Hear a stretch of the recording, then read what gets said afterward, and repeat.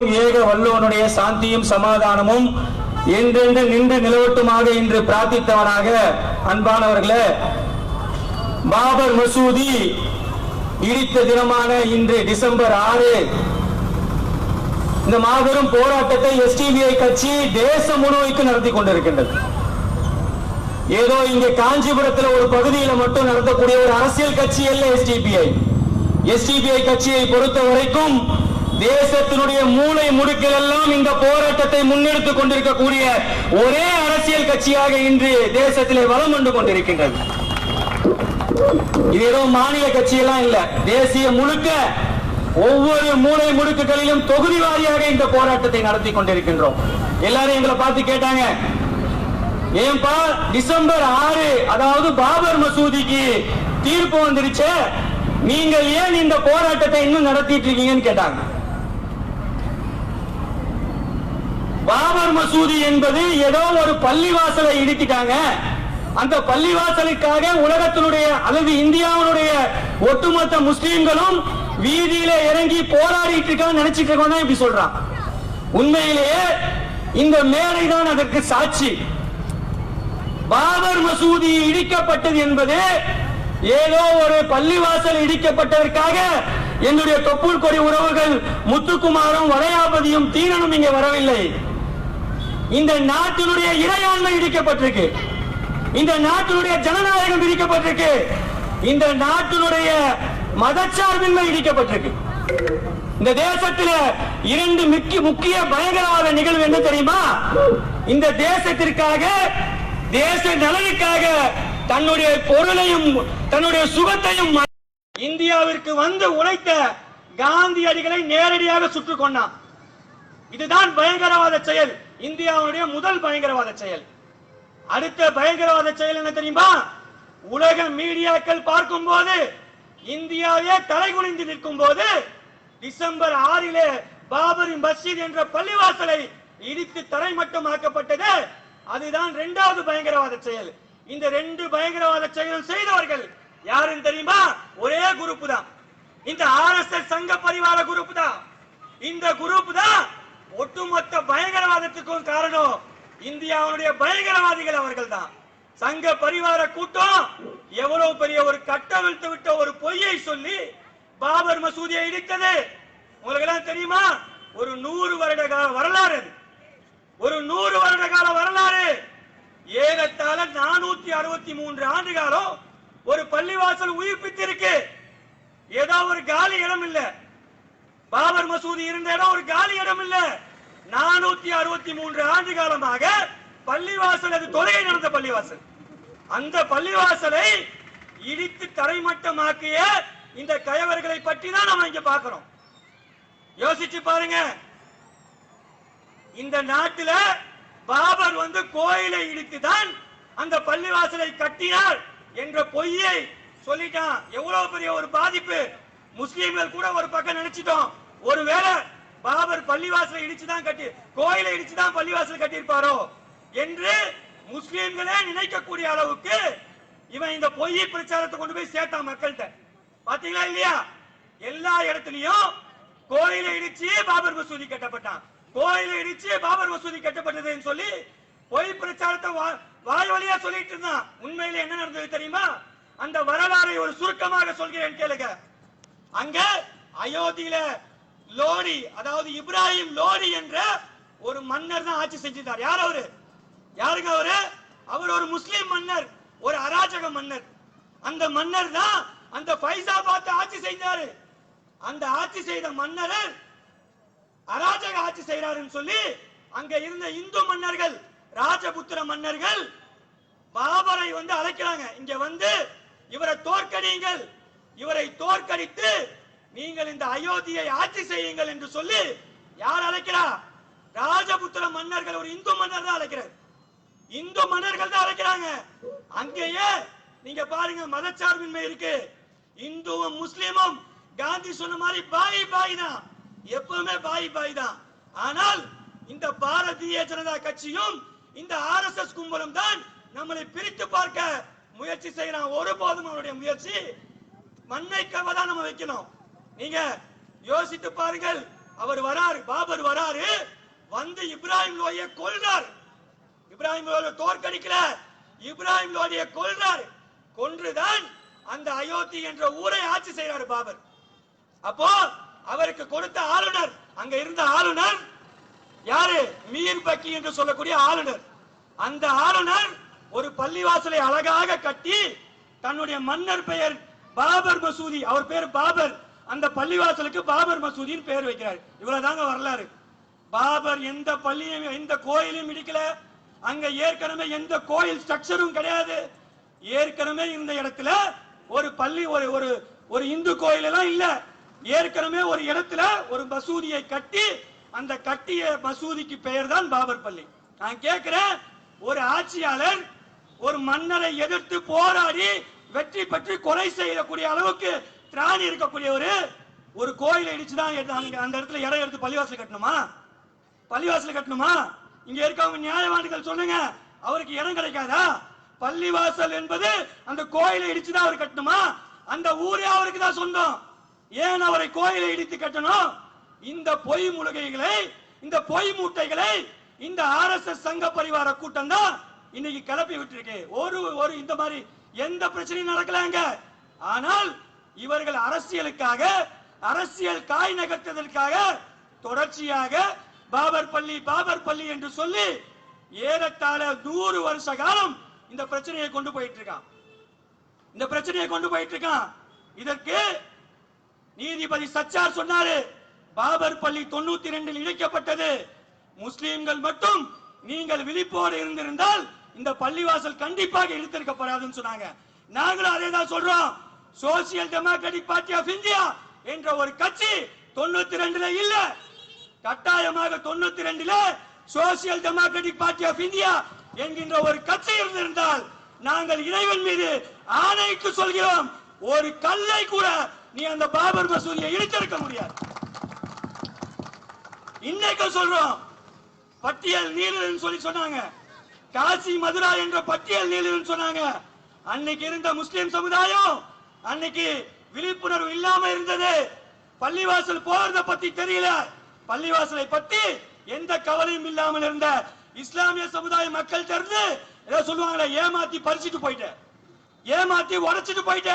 ஆனால் இன்னைக்கு தேச முழுமைக்கும் சங்கு புத்துகளை கூட சோசியல் டெமோக்ராட்டிக் பார்ட்டி ஆஃப் இந்தியாவுடைய தொண்டர்கள் இருக்கான். நீ ஒரு பள்ளிவாசல் மேல கை வைக்கணும்னா நீ அவனுடைய உயிரில முதல்ல கை வை. உயிரை கொடுத்தேனும் அந்த பள்ளிவாசலை காப்பாற்ற வேண்டிய ஒரு தொண்டனாக, ஒரு தோழனாக எஸ்டிபிஐ கட்சியினுடைய தோழர்கள் இருப்பான். அதற்கு உறுதுணையாக இங்க உட்கார்ந்து இருக்கக்கூடிய அத்தனை கட்சியினுடைய நிர்வாகிகளும் தொண்டர்களும் தோழர்களும் எங்களோட துணை இருப்பார்கள். என்ன நினைக்கிற நீ? இந்த தேசத்துல மதச்சார்பின்மையை கூண்டுல ஏத்திட்டு நீ இந்த தேசத்தை ஆளணும்னு நினைக்கிறியா? யாருடைய தேசம் இது? யாருடைய தேசம்? இந்த தேசத்துல 2 நாடு பிரிஞ்சது. இந்தியா பாகிஸ்தான் என்ற ஒரு நாடு பிரிஞ்சது. பாகிஸ்தானை பிரிச்சுட்டு போன ஜின்னா சொன்னாரு, பாகிஸ்தானை பிரிச்சுட்டு போன ஜின்னா சொன்னாரு, இங்க முஸ்லிம்கள் சிறுபான்மையா இருக்கிறீங்க, நீங்க இங்க முஸ்லிம்கள் குறைஞ்சு இருக்கீங்க, நீங்க உங்களுக்கு அநீதி இழைக்கப்படும் சொன்னாரு. யார் சொன்னா? ஜின்னா சொன்னாரு, இங்க உங்களுக்கு அநீதி இழைக்கப்படும், நீங்கள் பாகிஸ்தானுக்கு வாங்கன்னு கூப்பிட்டப்போ இங்க இருந்த முஸ்லிம்கள் சொன்ன வாக்குறுதி என்ன தெரியுமா? அங்க வந்திருக்கான் பத்தியா இந்து, அவனை நீ நல்லா பாத்துக்கோ, அதுவே நீ செய்யக்கூடிய எங்களுக்கு நன்மைன்னு சொன்னா. எங்களுக்கு இங்க நேரு இருக்கார், எங்களுக்கு இங்க காந்தி இருக்கார், எங்களுக்கு இங்க அம்பேத்கர் இருக்கார், நீ கவலைப்படாதன்னு சொன்னார். யாரை பார்த்து சொன்னாரு? ஜின்னாவை பார்த்து சொன்னார். அந்த ஜின்னாக்கு நாங்களும் சொல்றோம், இந்த தேசம் என்பது எங்களுக்கு வாக்குறுதி தந்த தலைவர்கள் நேரு இருக்கார், காந்தி இருக்கார், அம்பேத்கரால் கட்டமைக்கப்பட்ட தேசம் இது. இந்த தேசத்தை ஒருபோதும் நீ சொல்ற இந்து ராஜ்யம் அமைக்கவோ, இந்து ராமராஜ்யம் அமைக்கவோ நாங்கள் ஒரு எல்லளவும் நாங்கள் விட்டுக் கொடுக்க மாட்டோம் என்பதை இந்த மேடையில நாங்கள் அறுதியிட்டு சொல்கிறோம். அன்பானவர்களே, என்ன நடக்குது? ஒரு பள்ளிவாசலை உலகமே பார்க்கக்கூடிய நேரத்தில் நீ இடித்து தரைமட்டமாக்குற, கேட்க நாதி இல்லை. அன்னைக்கு இருந்த பிரதமர் நரசிம்மராவ் சொல்றார், டிவியில தோன்றி சொல்றார், உங்களுக்கு இழைக்கப்பட்டது அநீதின்னு சொல்றார், முஸ்லிம்களுக்கு இழைக்கப்பட்டது அநீதின்னு சொல்றாரு. இந்த அநீதிக்கு பாபர் மசூதி அந்த இடத்துல திரும்ப கட்டணும், அதுதான் தீர்வுன்னு சொன்னார். யார் சொன்னா? அன்னைக்கு இருந்த பிரதமர் நரசிம்மராவ் சொன்னார். அந்த வாக்குறுதியை நம்பி முஸ்லிம் சமுதாயம் அமைதி காத்தது. அமைதி காத்தது.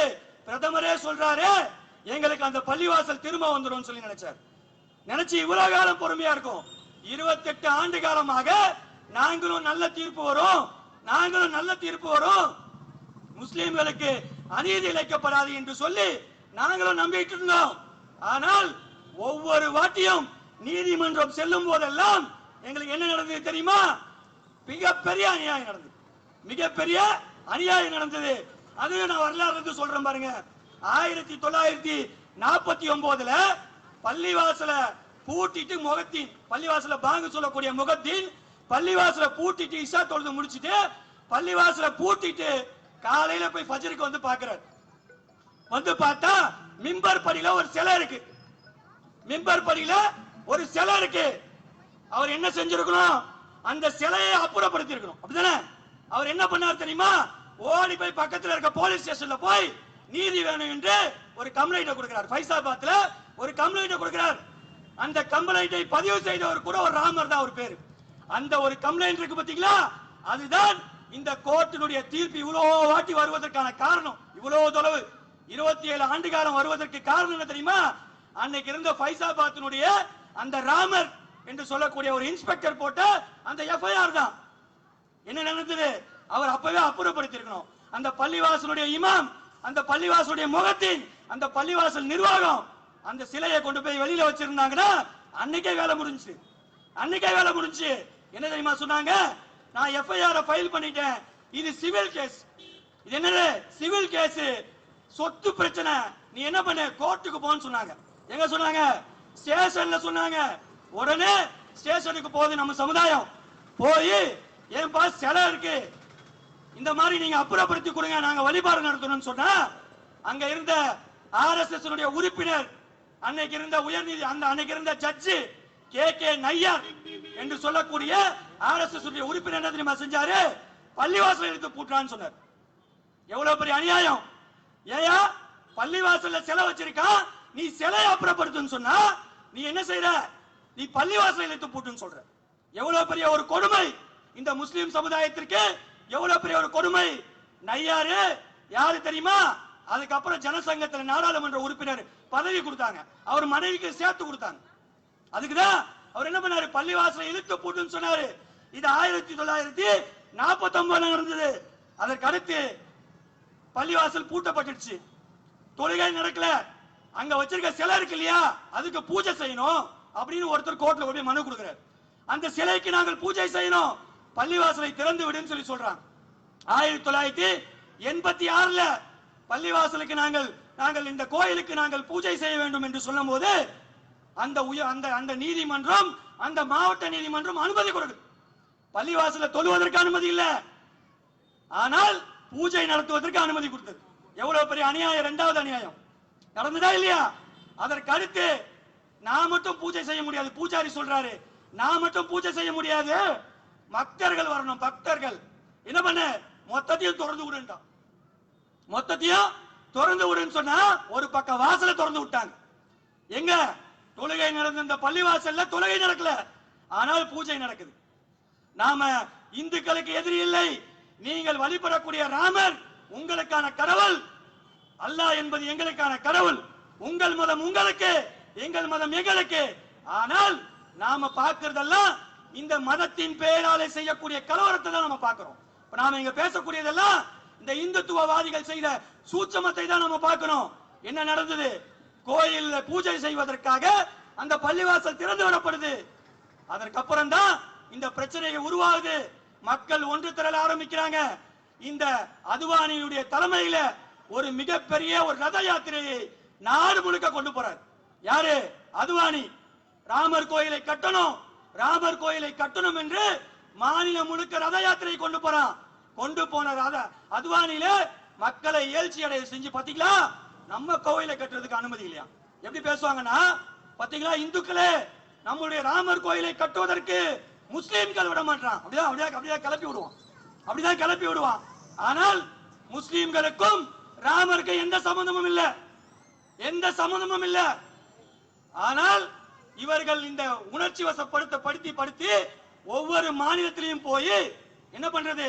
இப்படி ஒரு ரத யாத்திரையை நடத்தி 92 டிசம்பர் 6 அன்னைக்கு நல்ல பயிற்சி கொடுத்து கோபுரா போஸ்ட் என்று சொல்லக்கூடிய ஒரு மீடியாவுடைய ஒரு ரிப்போர்ட்டர் தன்னை ஆர்எஸ்எஸ் தொண்டன் என்று சொல்லி ஐடி கார்டு போட்டு தன்னை வேடமிட்டு அவர் அந்த ஆர்எஸ்எஸ் குரூப்ல போறார்.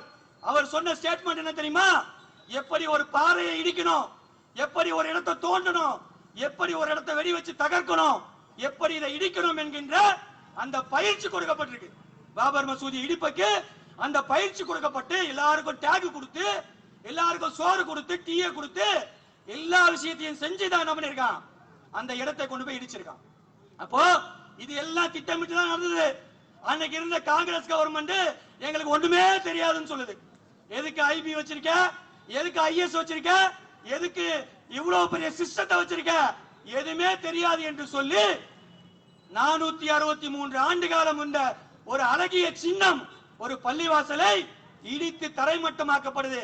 நான் இந்த உச்ச நீதிமன்றத்தையும் உயர் நீதிமன்றத்தையும் பார்த்து கேட்கிறேன். கோர்ட்ல வழக்கு இருக்குல்ல, கோர்ட்ல வழக்கு இருக்குல்ல, ஒரு சொத்துக்கு கோர்ட்ல வழக்கு இருந்தா அந்த சொத்து மேல கை வைக்க கூடாது. அதுதான் சட்டம். சொத்து மேல கை வைக்க கூடாது. இந்த காவல்துறை எல்லாம் இருக்காங்க, கேட்டு பாருங்க. சொத்து மேல கை வைக்க கூடாது. ஆனால் நீ பள்ளிவாசலை இடித்திருக்க, வழக்கு தானே நடக்குது. அப்ப கண்டெம்ட் ஆஃப் கோர்ட் யார் எடுக்கணும்? யார் எடுத்திருக்கணும் கண்டெம்ட் ஆஃப் கோர்ட்? அந்த நீதிமன்றம் எடுத்திருக்கணும் கண்டெம்ட் ஆஃப் கோர்ட். ஆனா என்ன தெரியுமா பண்ணுச்சு அலகாபாத் நீதிமன்றம்? அப்ப இந்த பஞ்சாயத்தை முடிக்கிறதுக்கு நீங்க 3 பேரும் வாங்க, யார் யாரெல்லாம் கேஸ் போட்டீங்க எல்லாருமே வாங்க, நீ ஒரு பங்கு எடுத்துக்கோ, நீ ஒரு பங்கு எடுத்துக்கோ, நீ ஒரு பங்கு எடுத்துக்கோன்னு சொல்லி 3 துண்டா பிரிச்சு கட்ட பஞ்சாயத்து சொல்லுச்சு. யாருடைய சொத்து, யாருடைய நிலம், யாருக்கு போன இழப்பு 3 பங்கா எடுத்துக்க சொல்லி 2010 இதே உயர் நீதிமன்றம் நமக்கு செய்த அநீதி. அதை எதிர்த்து தான் உச்ச நீதிமன்றத்துக்கு போனோம். அந்த எங்களுக்கான பாபர் மசூதியை திருப்பி கொடு என்று கேட்டு உச்ச நீதிமன்றத்துக்கு போனோம். அந்த வழக்கினுடைய தீர்ப்பு தான் காலகாலமா இழுத்து கடந்த 2019 நவம்பர் 9 அந்த தீர்ப்பு வந்தது. என்ன தீர்ப்பு? பாபர் பள்ளியை அத்துமீறி இடித்தது உண்மைதான், சிலைய வச்சது சட்டமீறி தான், எல்லாம் இடிச்சது சட்டமீறி, வச்சது சட்டத்தை மீறி இருந்தாலும் கூட இந்த இடத்தை நாங்கள் இந்த இந்துத்துவ கும்பலிடம் நாங்கள் ஒப்படைக்கிறோம் என்று சொல்லுது. எவ்வளவு பெரிய அநீதி இந்த தேசத்துல. முஸ்லிம்கள் இந்த நாட்டில் சிறுபான்மையாக இருக்கிறார்கள் என்று இந்த தேசத்தினுடைய பெரும்பான்மை மக்களை நீங்கள் தூவிவிட்டு ஏதோ உச்ச நீதிமன்றம் சொன்ன தீர்ப்பு நாங்கள் எல்லாம் கட்டுப்பட்டு நிக்கணுமா?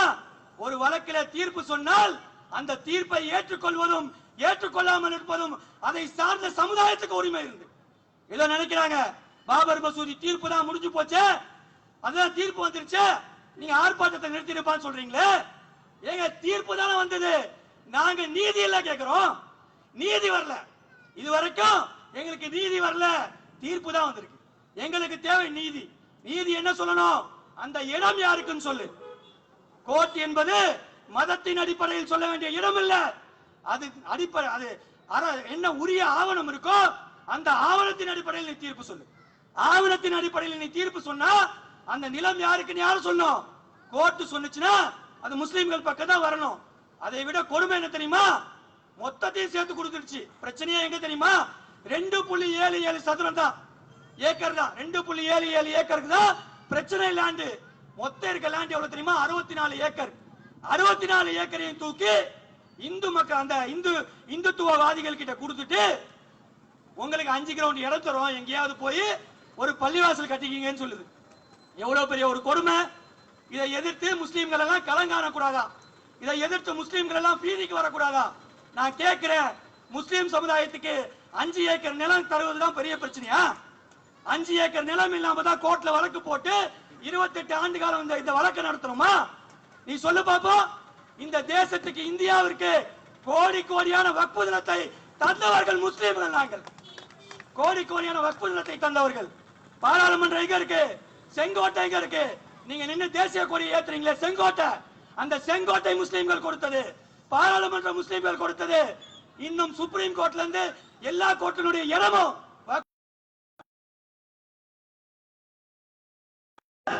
முஸ்லீம்களுக்கு கொடுத்து நீங்க போய் ஒரு இடத்துல பள்ளிவாசல் கட்டிக்கிங்க, அது கூட நீங்க கட்டிக்கிங்க. ஆனால் இங்க ராமர் கோயில் அரசாங்கம் ஒரு ட்ரஸ்ட் அமைச்சு கட்டிக்கணுமா. தீர்ப்பை பத்தீங்களா? இந்த தீர்ப்பு தான் நியாயமான தீர்ப்பு. யோசித்து பாருங்கள். இந்த முஸ்லிம் சமுதாய மக்கள் நாம கேட்பதற்கு ஆள் இல்லை என்று இவர்கள் நினைத்துக் கொண்டு இந்துத்துவ அஜெண்டாக்களை, இந்துத்துவ திட்டங்களை ஒண்ணு ஒன்னா செஞ்சுட்டு வரான். இது பாஜகவுடைய திட்டம். இந்த பாபர் மசூதி பிரச்சனையே பாஜக திட்டம் தான். எந்த இந்துக்களுக்கும் ராமரையோ கிருஷ்ணரையோ விஷ்ணுவையோ அவருடைய கடவுள்களை அவங்க வணங்கிட்டு போறாங்க. ஆனால் இவன் தான் இதை அரசியலாக மாற்றி தேவையில்லாமல் பிரச்சனை செய்யக்கூடிய நபர் யார்? இவர்தான். அப்போ ஒவ்வொரு வாட்டியும் பிரச்சனை நடக்கும் போதும் இஸ்லாமிய சமுதாயம் என்ன செஞ்சது? கோர்ட்டை நோக்கி தான் போச்சு. சட்டத்தின் மேல நம்பிக்கை வச்சுதான் இந்த முஸ்லிம் சமுதாயம் இன்னைக்கு இருக்கு. அதனாலதான் நாங்க இன்னைக்கு வரைக்கும் சொன்னாங்க, தீர்ப்பு வந்ததுக்கு அப்புறம் இந்த நாடே அல்லோலப்படுமா, நாடு மட்டும் கொடிச்சு எழுமா அப்படின்னு சொல்லி எல்லாரையும் பயமுறுத்தினாங்க. காவல்துறை கூட எங்களை கட்சிக்காரங்க எல்லாம் கூப்பிட்டு பேசுனாங்க, எப்ப நாளைக்கு தீர்ப்பு வரப்போகுது, எந்த அசம்பாவிதம் நடக்கக்கூடாது. ஏன்னா அவங்களுக்கு தெரியும் இந்த தீர்ப்பு முஸ்லிம்களுக்கு பாதகமாக தான் வரப்போகுதுன்னு அவங்களுக்கு தெரியும். அதனால முஸ்லிம் சமுதாய மக்கள் எல்லாம் கூப்பிட்டு நீங்க எல்லாம் அமைதியா இருக்கணும்னு சொன்னாங்க. நாங்க எப்பவுமே அமைதியா தானே இருக்கோம். இதே ஒரு வேளை இந்த தீர்ப்பு முஸ்லிம்களுக்கு சாதகமாக வந்திருந்தால் இந்த தேசம் என்ன நடந்திருக்கும், எப்படி அல்லோலப்பட்டிருக்கும், இந்த இந்துத்துவ பாசிசவாதிகள் இந்த நாட்டை எப்படி கூறு போட்டிருப்பாங்கன்னு யோசிச்சு பாருங்க. ஆனாலும் கூட இந்த இந்திய தேசம் என்பது பாபர் மசூதி இடிக்கப்பட்ட நாள் என்பது ஒரு கருப்பு தினமாக நாங்கள் பார்க்கிறோம். எப்படி காந்தியடிகள் கொல்லப்பட்டது ஒரு கருப்பு தினமோ அதே போன்ற ஒரு பாபர் மசூதி இடிக்கப்பட்டதும் ஒரு கருப்பு தினம் தான். இங்கே பாபர் மசூதி என்பது திரும்ப அதே இடத்தில் கட்டி எழுப்பப்பட வேண்டும்.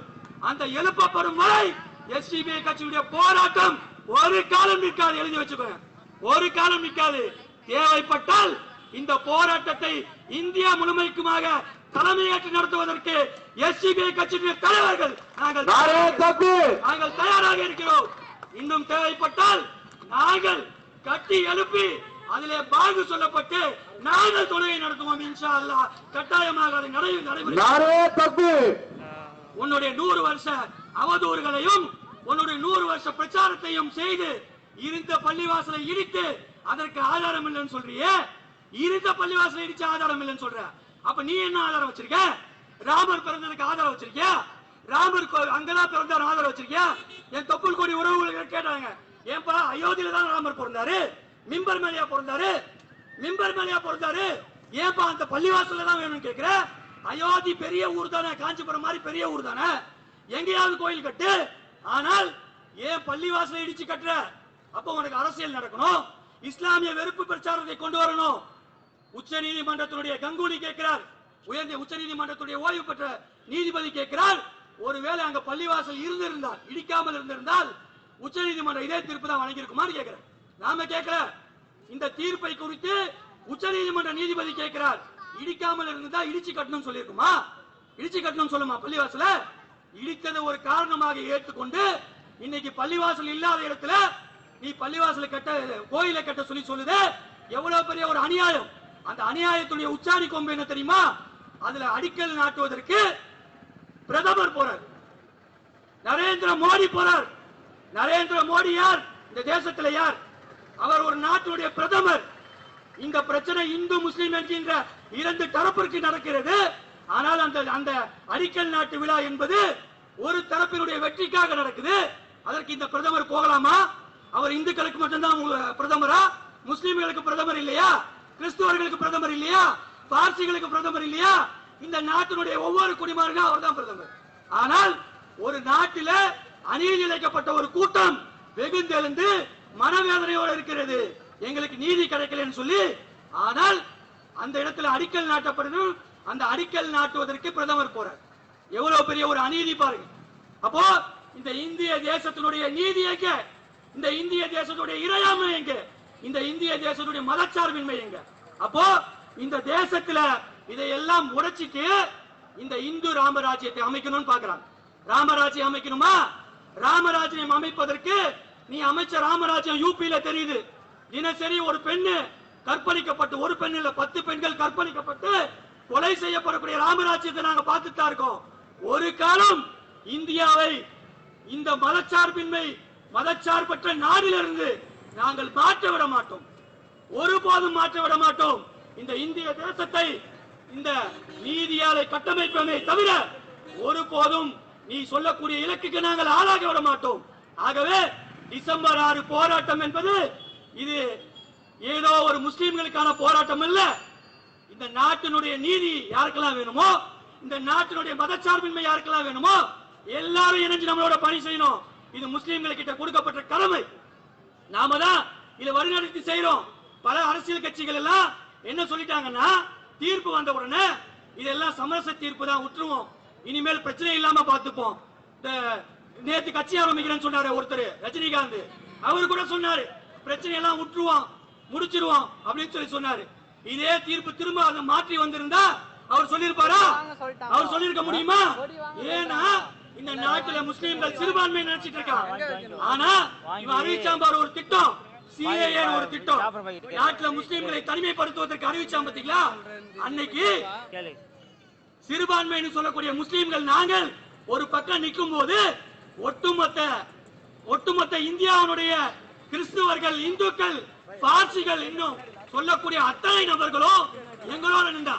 அப்போ இந்த தேசத்துல பெரும்பான்மை யார் தான்? முஸ்லிம்கள் தான். இந்த நாட்டுடைய பெரும்பான்மை மக்களாக நாங்கள் மாறி நிற்கிறோம். ஆகவே உன் கள்ள கபட சூழ்ச்சிகள் எல்லாம் இந்த தேசத்திலே பலிக்காது. இந்த தேசத்துல நீ அரசியல் கட்சிகளை காசு கொடுத்து வாங்கலாம், பதவி மோகம் காட்டி வாங்கலாம், அடிமைப்படுத்தி வாங்கலாம். ஆனால் ஒரு காலமும் எஸ்டிபிஐ கட்சியை போன்ற ஒரு போராட்ட குணமிக்க ஒரு அரசியல் கட்சியை போராட்டத்திலிருந்து உன்னால் திசை திருப்ப முடியாது. நாங்கள் இந்த தேசத்தில நாங்கள் இன்று உருவாகிவிட்டோம். இன்னும் எந்தெந்த மாநிலத்திலே நாங்கள் உருவாகி கொண்டிருக்கின்றோமோ அங்க எல்லாம் இந்த பிரச்சனையை கொண்டு போய் சேர்ப்போம். நீ என்ன பயங்கரவாதின்னு சொல்லு, தீவிரவாதின்னு சொல்லு, இடி ரைடு நடத்து, சிஐஏ வச்சு என்ஐஏ வச்சு ரைடு நடத்து, இன்னும் சிபிஐ ரைடு நடத்து. எந்த ரைடு நடத்தினாலும் எங்கள்கிட்ட 10 பைசா கிடைக்காது. எங்கள்கிட்ட ஒரு குற்றத்தை நீ கண்டுபிடிக்க முடியாது. ஏனென்றால் அப்பளுக்கு இல்லாத ஒரு கட்சிக்கு சொந்தக்காரர்கள் தான் எஸ்டிபிஐ கட்சியினுடைய தொண்டர்கள். நாங்கள் ஒரு பிரச்சாரத்தை முன்னெடுத்தோம்னா எவனையும் பணம் வாங்கிட்டான்னு சொல்ல முடியாது, எவனையும் ஊழல் செஞ்சுட்டான்னு சொல்ல முடியாது, இவன் சுயநலவாதின்னு சொல்ல முடியாது. இந்த அரசியல் கட்சிகள் எல்லாம் நம்மள்கிட்ட பாடம் படிக்கணும். நாம 10 வருஷம் தான் இந்த தரணியில உருவாகி 12 வருஷத்துல பயணிச்சிட்டு இருக்கோம். ஆனால் ஒட்டுமொத்த அரசியலையும் இன்னைக்கு நாங்கள் கலைத்து குறித்து இந்த தரணியிலே நாங்கள் வளம் வந்து கொண்டிருக்கின்றோம். அன்பான சகோதரர்களே, ஆக இந்த தேசத்தில நீதி கட்டமைக்கப்பட வேண்டும். இந்த தேசத்தில பாதுகாப்பு எல்லோருக்கும் கிடைக்கப்பட வேண்டும். அரசியல் சாசனம் சொல்லக்கூடிய நீதி, சமத்துவம், பாதுகாப்பு, சகோதரத்துவம் அனைத்தும் அனைவருக்கும் கிடைக்கப்பட வேண்டும். ஒரு காலம் இந்த பாரதிய ஜனதாவுடைய கனவு பலிக்காது. அதை எதிர்த்து நிற்கக்கூடிய ஒரே நேர்கோட்டில் social democratic party of India என்றென்றும் நிற்கும் என்று கூறி வாய்ப்பளித்தமைக்கு நன்றி கூறி விடைபெறுகிறேன். நன்றி நன்றி நன்றி. இறுதியாக கோஷம் நன்றியோடு இந்த கூட்டத்தை முடிக்கிறோம்.